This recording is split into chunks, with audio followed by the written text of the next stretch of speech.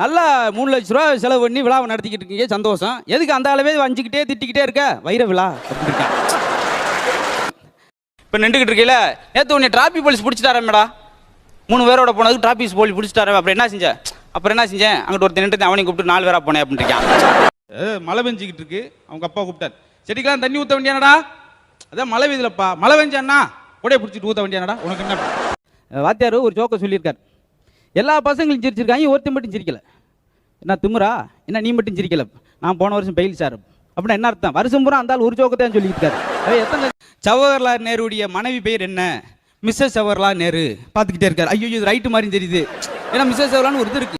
இன்னொரு ஆள் பையனை கூப்பிட்டு இப்போ நண்பர் வீட்டுக்கு போனார். என்ன பையனோட வந்திருக்க?